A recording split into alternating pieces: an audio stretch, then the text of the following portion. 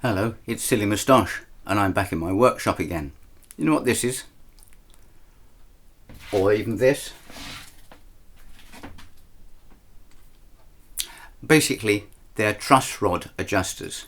Something that can help you a lot with your guitar or ruin it. So I'm just going to have a little word. I don't do my own setups. If I really need a good setup, I know where to go to get it done by a professional. But occasionally the neck will need a slight adjustment. This is not about reducing action. That's a bit of a byproduct, but it's making sure that the bow that is necessary in every neck is appropriate. If it gets a little bit high, if it's moved, it's wood and it's with metal inside, and you know there is movement around. And what we're talking about here is the difference between the bow of the neck and being absolutely straight is usually about 5/1000ths to 10/1000ths of an inch. That's minimal, okay? You know, less than the diameter of a top E, a first E string. How do we check that? A capo on the first fret, so takes the nut out of the occasion. Truss rods will only work up to around wherever the fret meets the body. So it's not going to affect anything up here, it's just going to affect between there and there. And so what we do is we press down on after that fret where it meets the body, and we check halfway between. Now there are various different ways. It could be 5th or the 6th fret or whatever on a 12 fret guitar. Now there are all sorts of devices. I suggest that you actually go to a car accessory place and buy a set of spark plug feeler gauges, they're called, and I'm going to look for a 5/1000ths of an inch one. There we go, 1/5000th, and I'm going to press down on that and I'm going to measure there, and it's just right, 5/1000. So this is okay on that. If I need to adjust it, I need to have the right truss rod with the right fitting. That's very important, and that goes in through there and is the absolute devil to locate down there.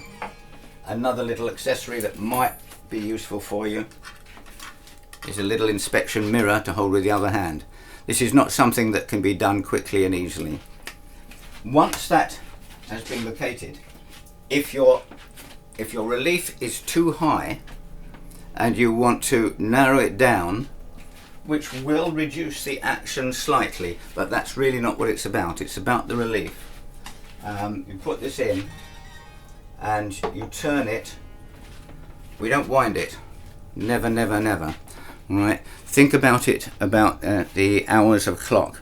If it's a little bit loose and needs tightening up, 1 o'clock, or 12 to 2, or 12 to 3, no more. Then leave it. Let it settle. Have another look. It should never lead anything like that. If it's buzzing and you need to give a little bit more relief, 11, 10, 9 in extreme, right? That's all. That's the kind of minimal adjustments you make. I've collected a few different truss rods for different guitars. That's my Larive one, which fits my Collins. I've got one for my National Estrelita, which is tiny. Goes in through the headstock. That I think that's my Eastman one, and this one is for my Martin 12 string, which didn't originally come with a truss rod. There you go. So that is how you do it. The other thing to do, if you want to check the action, and that is checked always at the 12th fret, buy yourself a string action gauge. Now that is my Stumac one. You see those little tiny faint lines, not that easy to read. there, and this is another make.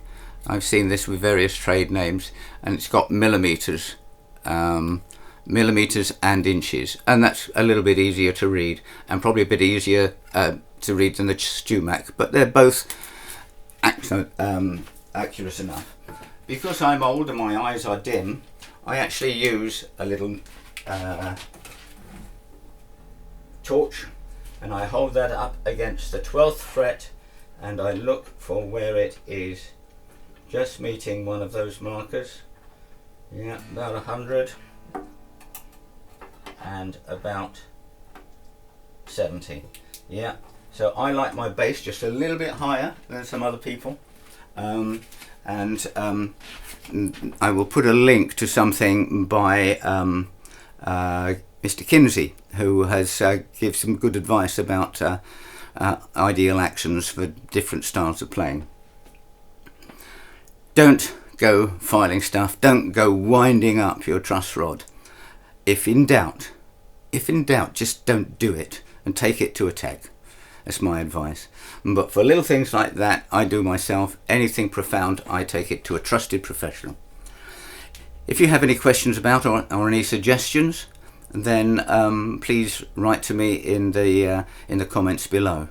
If you have been, thanks for watching. Bye.